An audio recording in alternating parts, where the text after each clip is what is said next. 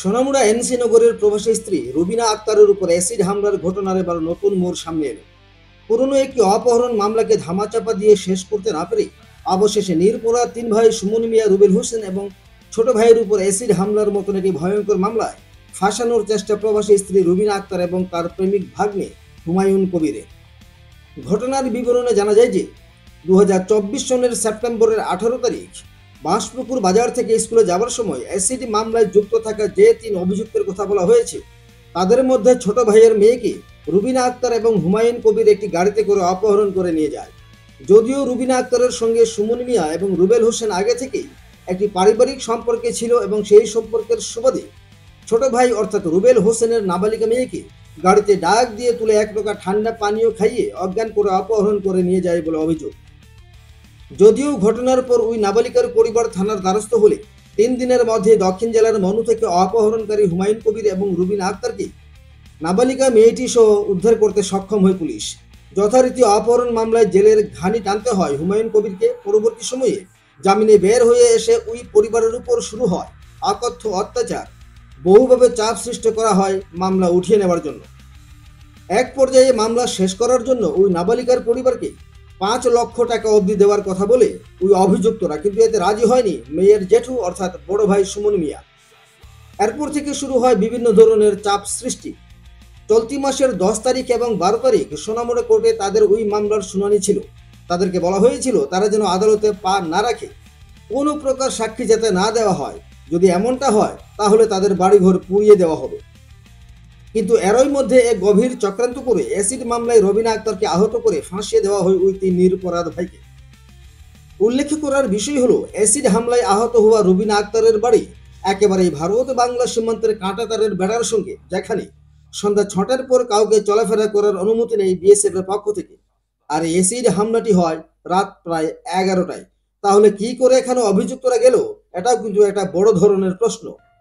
Acid হামলায় যাদের নাম দেওয়া হয়েছিল তাদের পরিবারের পক্ষ থেকে পুলিশ প্রশাসনের কাছে প্রার্থনা করা হচ্ছে যে তারা বিষয়টিকে সঠিকভাবে তদন্ত করুক এবং সত্য ঘটনা সবার সামনে তুলে ধরুক।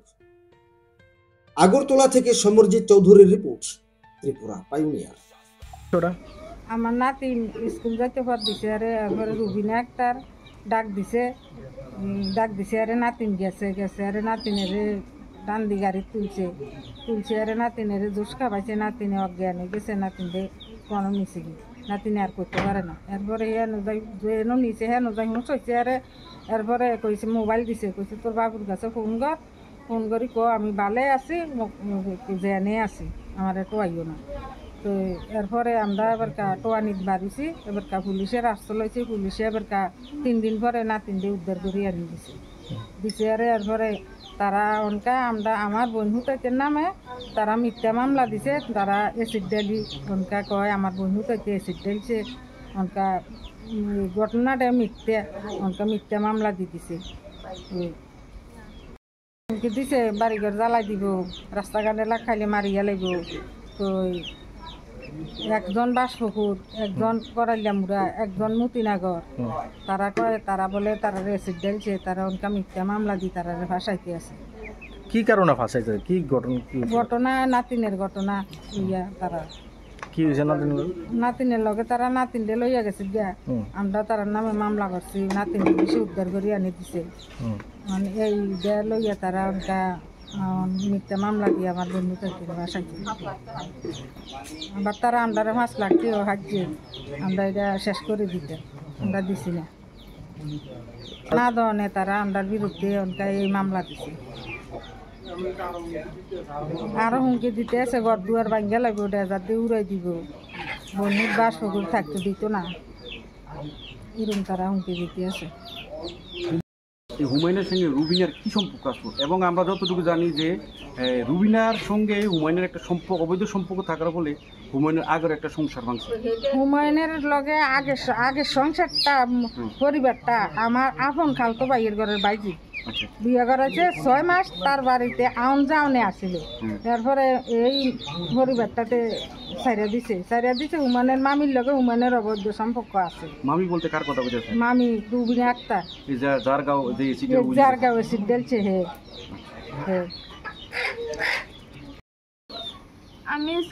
আমি স্কুল যাওয়ানোর সময় আমার বাবুর সাথে যখন স্কুল সামনে যাইতাম নাকি তখন রুবিনা আক্তার আমাদের ডাক দিছে। ডাক দেওয়ার পরে আমি গেছি গাড়ির সামনে, যাওয়ানোর পরে দেখি হুমায়ুন কবিরও আছে। তারপরে আমি আমাদের ডাক দিছে, যাওয়ানোর পরে আতো থেকে গাড়ি তুলে দিছে, তারপরে জুসের বোতল দিছে, ওইটা খাইতাম। তারপরে খাওয়ানোর পরে তারপরে আমি আর কিছু করতে পারি না। যখন আমি সব মেলা দেখি তখন আমি দেখি রুন আন্টি নাই, একটা হুমায়ুন কবির আমার লগে বয়ে রয়েছে। তখন তারপরে একটা সময় আমার বাবুর কাছে কইছে কল দিতাম, কল দিয়ে আমারে কইছে এমনি এমনি হুমায়ুন কবির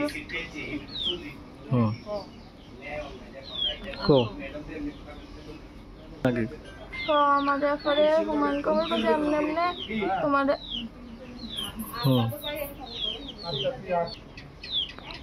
তোমার এমনি লই আনছি, এমনি এমনি এদিকে। তারপরে এটা কই আমার থেকে মোবাইলে টান দিয়ে লয়ে গেছে গা। এরপরে আর কি আনছে? তারপরে পুলিশে যাই আমার উদ্ধার করে আনছে। কতদিন পরে? 3 দিন পরে।